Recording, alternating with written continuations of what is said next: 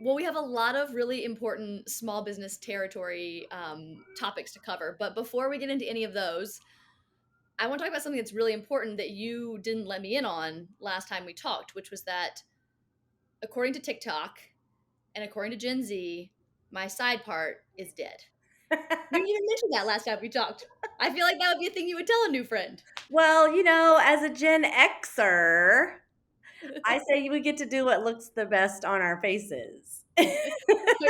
Close to Home Studio presents Resilient Small Businesses, Brooklyn Edition, with me, Mo Mullen. A series of conversations with extraordinary, resilient entrepreneurs sharing what they've learned and how they've adapted this past year. Join me for insights and inspiration as we uncover how to thrive in this increasingly unpredictable world. I believe the future is local, and I hope this series will help you connect more deeply to your place and understand what it truly means to live close to home. This is Jane Hernandez, who is the co owner of OPC Salon, which is a neighborhood staple in Fort Greene and an extremely well loved anchor in the community. So, Jane, welcome. Thank you. Thanks, Mo. I'm so glad to be here chatting with you. Thanks for having me. I have spoken to a handful of different people who are customers and kind of longtime fans of your work and of the salon. And I wanted to read you one of the things that one of your customers said about you. This is just one of Okay. the quotes. All right. Jane is the small business owner you dream about. Part friend, part therapist, part artist, total community staple. Going to her and the OPC salon for my hair for the last 6 years has made me feel like I belong to my neighborhood. And she gives a damn good cut. That's so great. That definitely to me felt so representative of you and of your business in the neighborhood.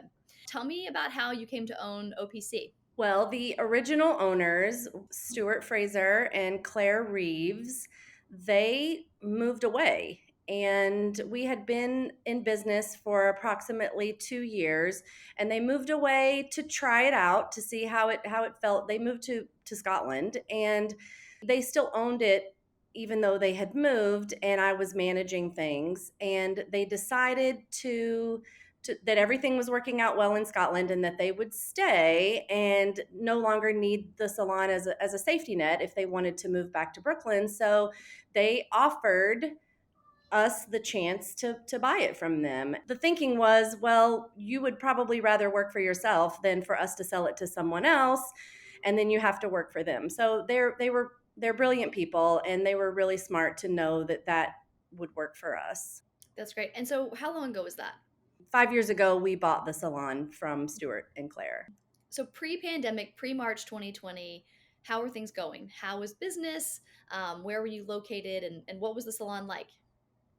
Well, we had completed just a couple years prior, we had completed a beautiful renovation and we were able to create a very cohesive space. And so we had 8 chairs at that point and we were rocking and rolling. I mean, we were busy and the phone rang constantly and our online booking system was cooking and we were doing, it was great. On your 8th anniversary, you unfortunately had to close and kind of shutter the doors of the salon because Right. of the pandemic. This was not the champagne toast that you had in mind. It has not been the champagne toast of a year we've all had in mind. Right. Uh, Tell me about what happened from there. Oh man, that week was, it's surreal to even think about that, just knowing that it was impending and we knew that the hammer was coming down. Things were not looking good. Our schedule had already become fairly empty and the people that were coming in were very nervous.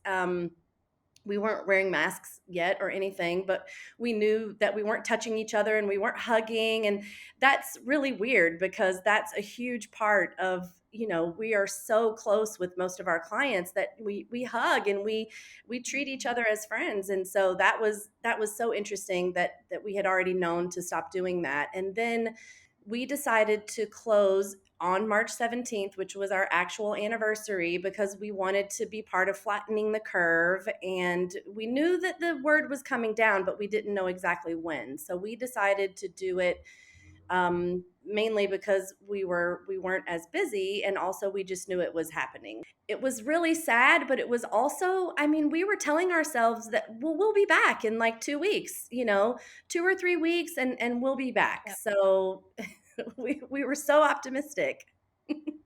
Yeah, I mean, as were we all, right? I mean, that was a time when we all thought this will be maybe a month, maybe 2 months before we're kind of all back into business as usual.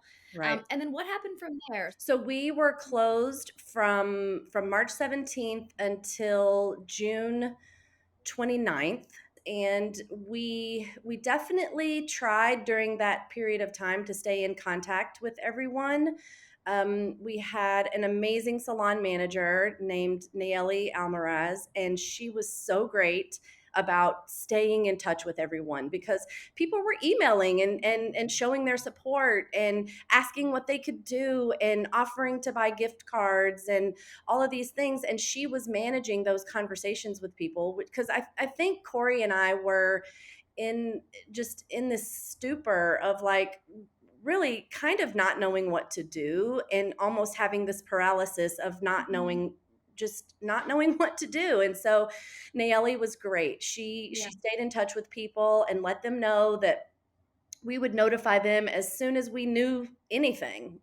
So we were just trying to manage that and make sure that when we did open our doors, we had people, we were ready and they were ready, and it would be a seamless transition into being back open again. I know your community really rallied. I mean, just as you're starting to point to some of the ways that everyone was super supportive and checking in, and is there one person or one experience that, I know have been so many, but that has stood out to you that you might want to share, that was reflective of how the community really rallied? So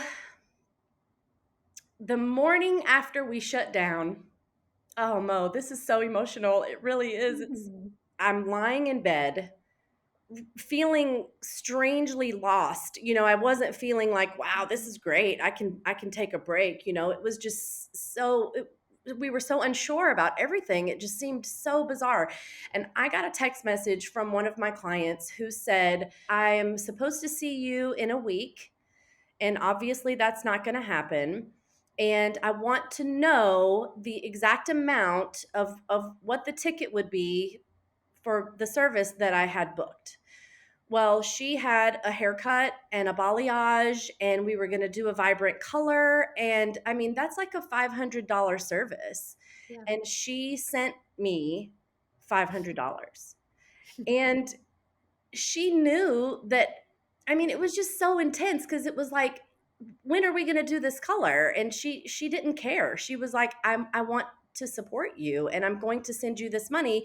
And do you know, they moved away, and so I haven't been able to redeem that, and it was essentially a gift from her, and she's 100% okay with that. And that means a lot. That just shows the degree of love and connection that we have with our clients. Mhm. At one point, you decided that like most small business owners during this time, one of your largest costs was your rent.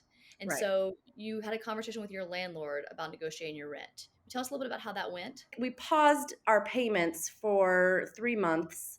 And then when we reopened, we were able to pay him through the PPP loan that we received.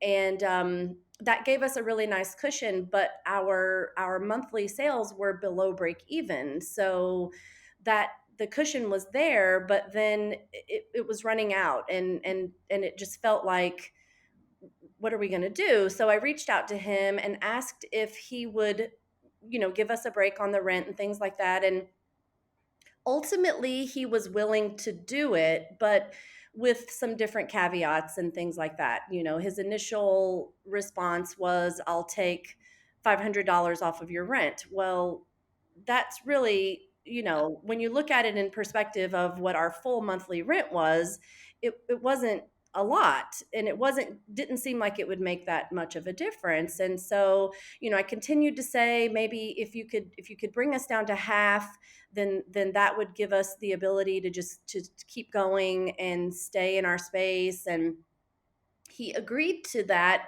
under conditions of being able to almost become a business partner with us. He wanted to help us figure out some different revenue streams and to see if we could convert our space into what he called the WeWork of salons. And it was this, I'll give you this break, but I need this thing in return that we weren't able to give. Yeah. Yeah. That sounds like that didn't make sense for your business. Exactly. Yeah. Yeah, absolutely. So, so what happened then? We also had a conversation with our accountant, who, of course, said, you need to get out of that space. Your overall expenses it's killing you, and you've got to downsize. You absolutely have to. So at that point, we started looking at other spaces, and we wanted to stay as close as possible to our original location. But of course, that made things very difficult. So we branched out a little bit and found a converted factory building that was broken up into small studios or suites. I'm here now in that space, and it's 4 blocks from our original location. And so no one is having to go to a different neighborhood or do a big change from what they were doing before. And as kind of you're now in your new space and readjusting and kind of recalibrating to new business norms right now, what else can your community be doing to support you as you go forward? We have made the space have a great reputation, but the thing that has helped us for the entire 9 years that we've been open is word of mouth. Just people spreading the word that yes, we moved, but we are still open, and that our new location it's not that far, and it's actually really cool and a fun spot. So just kind of making sure that no one thinks that we closed for good. Mm-hmm. That's one of my fears, is that when someone walks by and sees that we're not in the original space, that they think that we had to fully shut down. And that Mm-hmm. our website is still the same, so people have been able to find us, but Mm-hmm. just spreading the word would be very important. And have you had the chance? I know we went back and forth on an email that you were sending out to the community. Did you also get a chance to post on social and just let everyone know, like, this is the new location, this is where we are? Yes, we posted on Instagram and Facebook, Great. and I, included some photos of the space and of Corey and I together. And then I did send an email out as well. Well, you have been for so many years and continue to be such an important staple in the neighborhood, that I'm so thrilled, even though you've made some adjustments and downsized a little bit, that you're still in the neighborhood. We're still here. Yeah.